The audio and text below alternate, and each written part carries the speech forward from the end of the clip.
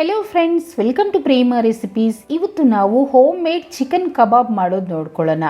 ಈ ಕಬಾಬಲ್ಲಿ ಯಾವುದೇ ರೀತಿ ಮಸಾಲೆ ಪುಡಿಗಳನ್ನು ಆಚೆಯಿಂದ ತಂದು ಹಾಕ್ತಾ ಇಲ್ಲ. ಮನೆಯಲ್ಲಿರುವಂಥ ಇಂಗ್ರೀಡಿಯೆಂಟ್ಸಲ್ಲೇ ಮಾಡೋದು ತೋರಿಸ್ಕೊಡ್ತಾ ಇದ್ದೀನಿ. ಮೊದಲನೇದಾಗಿ ಒಂದು ಮಿಕ್ಸಿ ಜಾರಲ್ಲಿ ಒಂದು ಹಿಡಿಯಷ್ಟು ಪುದೀನ ಸೊಪ್ಪು, ಹಾಗೆಯೇ ಒಂದು 4-5 ಕಡ್ಡಿಯಷ್ಟು ಕೊತ್ತಂಬರಿ ಸೊಪ್ಪು, ನಂತರ 2 ಕಡ್ಡಿಯಷ್ಟು ಕರಿಬೇವಿನ ಸೊಪ್ಪನ್ನು ಹಾಕ್ಕೊಳ್ತೀನಿ.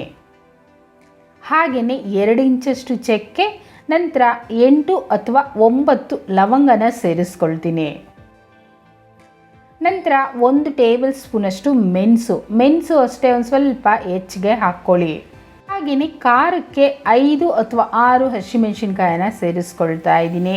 ಹಾಗೆ ಇದರಲ್ಲೇ 2 ಇಂಚಷ್ಟು ಶುಂಠಿ ಮತ್ತು 2 ಗಡ್ಡೆಯಷ್ಟು ಬೆಳ್ಳುಳ್ಳಿ ಹಾಕ್ತಾ ಇದ್ದೀನಿ. ಶುಂಠಿ ಬೆಳ್ಳುಳ್ಳಿ ಹೆಚ್ಚಿಗೆ ಹಾಕ್ಕೊಳ್ಳಿ. ನಂತರ 1 ಟೇಬಲ್ ಸ್ಪೂನಷ್ಟು ಅಚ್ಚ ಖಾರದ ಪುಡಿ. ಕಬಾಬ್ ನಾವು ಎಣ್ಣೆಲಿ ಫ್ರೈ ಮಾಡ್ತೀವಲ್ವ, ಅದರಿಂದ ಬೇಗ ಖಾರ ಕಡಿಮೆ ಆಗೋಗುತ್ತೆ. ಹೆಚ್ಚಿಗೆ ಖಾರ ಸೇರಿಸ್ಬೇಕು. 3/4 ಟೇಬಲ್ ಸ್ಪೂನಷ್ಟು ಗರಂ ಮಸಾಲನ ಹಾಕ್ಕೊಳ್ತಾ ಇದ್ದೀನಿ. ನೋಡಿ, ಇದರಲ್ಲಿ ನಾವು ರುಚಿಗೆ ತಕ್ಕಷ್ಟು ಉಪ್ಪನ್ನು ಹಾಕಿ ಸ್ವಲ್ಪ ನೀರನ್ನು ಹಾಕಿ ನುಣ್ಣಗೆ ರುಬ್ಕೊಂಡ್ಬಿಡೋಣ. ಅಷ್ಟರಲ್ಲಿ ನಾನು 3/4 kg ಚಿಕನ್ ತೊಗೊಂಡು ನೀಟಾಗಿ ವಾಶ್ ಮಾಡಿ ಈ ಬೌಲಲ್ಲಿ ಹಾಕಿಟ್ಕೊಂಡಿದ್ದೀನಿ. ನೋಡಿ, ಮೀಡಿಯಮ್ ಸೈಜಲ್ಲಿ ಕಟ್ ಮಾಡ್ಕೊಳ್ಳಿ. ದೊಡ್ಡದಾಗಿ ಕಟ್ ಮಾಡಿದ್ರೆ ಒಳಗಡೆ ಬೇಯೋದಿಲ್ಲ. ಈಗ ರುಬ್ಬಿಟ್ಟಿರೋವಂಥ ಮಸಾಲೆನ ಹಾಕ್ಕೊಳ್ತಿದ್ದೀನಿ. ಈ ಮಸಾಲೆ ನೋಡಿ ಈ ರೀತಿ ಗಟ್ಟಿಗೆ ರುಬ್ಕೊಳ್ಬೇಕು, ನೀರು ಹೆಚ್ಚಿಗೆ ಹಾಕಬಾರ್ದು. ಹಾಗೆ ನೋಡಿ, ಇದರಲ್ಲೇ ಒಂದು ಮೊಟ್ಟೆನ ಒಡೆದು ಸೇರಿಸ್ತಾ ಇದ್ದೀನಿ. ಮೊಟ್ಟೆ ಬೇಡ ಅಂದರೆ ಒಂದು 4 ಟೇಬಲ್ ಸ್ಪೂನಷ್ಟು ಗಟ್ಟಿ ಮೊಸರನ್ನು ಹಾಕ್ಕೊಳ್ಬೋದು. ಹಾಗೆ ಅರ್ಧ ಹೋಲಷ್ಟು ನಿಂಬೆ ರಸ ಹಾಕ್ಕೊಳ್ಳೋದ್ರಿಂದ ಕಬಾಬಲ್ಲಿ ಚಿಕನ್ ಪೀಸಸ್ಸು ಜ್ಯೂಸಿಯಾಗಿ ಸಾಫ್ಟಾಗಿ ಹಾಗೆ ಟೇಸ್ಟಿಯಾಗೂ ಇರುತ್ತೆ. ಅದರಿಂದ ಮಿಸ್ ಮಾಡದೆ ಹಾಕ್ಕೊಳ್ಳಿ. ಓಕೆ, ನಂತರ ಈಗ ನಾನು ಫುಡ್ ಕಲರನ್ನು ಹಾಕ್ತಾ ಇದ್ದೀನಿ. ಫುಡ್ ಕಲರ್ ಪೂರ್ತಿಯಾಗಿ ಆಪ್ಷನಲ್ಲು ಫ್ರೆಂಡ್ಸ್, ಬೇಕು ಅಂದರೆ ಮಾತ್ರ ನೀವು ಸೇರಿಸ್ಕೊಳ್ಳಿ. ನಂತರ 3 ಟೇಬಲ್ ಸ್ಪೂನಷ್ಟು ಕಾರ್ನ್ಫ್ಲೋರನ್ನು ಹಾಕ್ತಾ ಇದ್ದೀನಿ. ಈ ಪುಡಿ ಮಾತ್ರ ನೀವು ಒಂದು ಆಚೆಯಿಂದ ತಂದರೆ ಸಾಕು, ಮಿಕ್ಕಿದೆಲ್ಲ ಮನೆಯಲ್ಲಿರುತ್ತೆ. ಇದರಲ್ಲೇ 1.5 ಟೇಬಲ್ ಸ್ಪೂನಷ್ಟು ಅಕ್ಕಿ ಹಸಿಟ್ಟು, ಅಂದರೆ ನಿಮ್ಗೆ ಇನ್ನೂ ಕ್ರಿಸ್ಪಿಯಾಗಿ ಕಬಾಬ್ ಬೇಕು ಅಂದರೆ 2 ಸ್ಪೂನಷ್ಟು ಅಕ್ಕಿ ಹಸಿಟ್ಟನ್ನು ಹಾಕ್ಕೊಳ್ಬೋದು. ಈಗ ಇದನ್ನೆಲ್ಲ ನಾವು ಕೈಯಲ್ಲೇ ಮಿಕ್ಸ್ ಮಾಡಬೇಕು. ಸ್ಪೂನಲ್ಲಿ ಮಿಕ್ಸ್ ಮಾಡಿದ್ರೆ ಅಷ್ಟು ನೀಟಾಗಿ ಆಗೋದಿಲ್ಲ. ನೋಡಿ, ನಾನು ಮಾಡ್ತಿದ್ದೀನಲ್ವ, ಆ ರೀತಿ ಒಂದು ಸ್ವಲ್ಪ ಪ್ರೆಸ್ ಮಾಡ್ಕೊಳ್ತಾ ನೀವು ಮಿಕ್ಸ್ ಮಾಡಿಕೊಂಡ್ರೆ ಆ ಚಿಕನ್ ಪೀಸಸ್ಗೆಲ್ಲ ಮಸಾಲೆ ಟೇಸ್ಟು ಚೆನ್ನಾಗಿ ಹಿಡ್ಕೊಳ್ಳುತ್ತೆ. ನಾನು ತೋರಿಸಿರೋ ಮಸಾಲೆ ನಿಮಗೆ 3/4 kgಯಿಂದ 1 kgವರೆಗೂ ಚಿಕನ್ ಹಾಕಿ ಮಿಕ್ಸ್ ಮಾಡ್ಬೋದು. ನೋಡಿದ್ರಲ್ಲ, ನೀಟಾಗಿ ಆಗೋಯ್ತು. ಈಗ ಒಂದು ಪ್ಲೇಟನ್ನು ಮುಚ್ಚಿಟ್ಟು ಅರ್ಧ ಗಂಟೆ ಅಥವಾ 1 ಗಂಟೆ ಕಾಲ ನೆನೆಸಿಟ್ಕೊಳ್ಳೋಣ. ಫ್ರಿಜ್ಜಲ್ಲಿ ಇಟ್ಬಿಟ್ರೆ ಅಂತೂ ಇನ್ನೂ ಸಾಫ್ಟಾಗಿ ತುಂಬ ಚೆನ್ನಾಗಿರುತ್ತೆ. ಓಕೆ, ನೋಡಿ, ಈಗ 1 ಅವರ್ ಆಗಿದೆ. ನೋಡಿದ್ರಲ್ಲ, ಚಿಕನ್ ಪೀಸಸ್ ಎಲ್ಲ ಎಷ್ಟು ಸಾಫ್ಟಾಗಿ ಹಾಗೆ ಮಸಾಲೆ ಕೋಟಿಂಗ್ ಚೆನ್ನಾಗಾಗಿದೆ ಅಲ್ವಾ. ಈ ರೀತಿ ಇದ್ದರೆ ತಿನ್ನೋದಕ್ಕೆ ಚಿಕನ್ ಪೀಸಸ್ ಅಷ್ಟೇ ಚೆನ್ನಾಗಿರುತ್ತೆ. ಈಗ ಒಂದೊಂದೇ ಪೀಸಸ್ನ ತೆಗೆದು ಎಣ್ಣೆಯಲ್ಲಿ ಹಾಕ್ಕೊಳ್ಬೇಕು.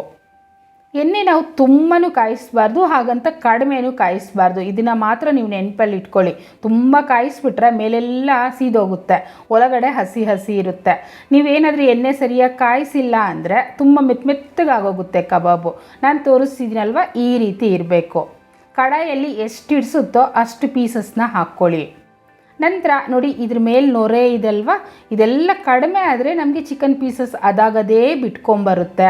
ನಾನು ನಿಮಗೆ ತೋರಿಸ್ಕೊಡ್ತೀನಿ ಯಾವ ರೀತಿ ಅಂತ. ಈಗ ತೆಗಿತಾ ಇದ್ದೀನಿ, ಅದು ಬರ್ತಾ ಇಲ್ಲ ಅಲ್ವಾ, ಅಂದರೆ ಇನ್ನೂ ಮತ್ತೆ 1 ನಿಮಿಷ ಬೇಯಿಸಬೇಕು. ಅದರಿಂದ ನೀವು ಬಲವಂತವಾಗಿ ಏನಾದರೂ ತೆಗೆದುಬಿಟ್ರೆ ಆ ಮಸಾಲೆ ಕೋಟಿಂಗ್ ಎಲ್ಲ ಕಡಾಯಿಗೆ ಹೊಟ್ಟೋಗುತ್ತೆ. ಅದರಿಂದ ಬಿಟ್ಬಿಡಿ. ಮತ್ತೆ ಈಗ ನೋಡಿ, ಅದಾಗದೇ ಬಿಟ್ಕೊಂಬರ್ತಿದೆ. ಈಗ ಆ ಕಡೆ ಈ ಕಡೆ ಟರ್ನ್ ಮಾಡ್ಕೊಳ್ತಾ ಒಂದು 4 ನಿಮಿಷನಾದರೂ ನಾವು ಫ್ರೈ ಮಾಡಬೇಕು. ನೋಡಿದ್ರಲ್ಲ, ಸೇಮ್ ಸ್ಟ್ರೀಟ್ ಸ್ಟೈಲಲ್ಲಿ ಯಾವ ರೀತಿ ಮಾಡ್ತಾರೋ ಅದೇ ರೀತಿ ಇದೆ ಅಲ್ವಾ. ರುಚಿನೂ ತುಂಬ ಚೆನ್ನಾಗಿರುತ್ತೆ ಫ್ರೆಂಡ್ಸ್.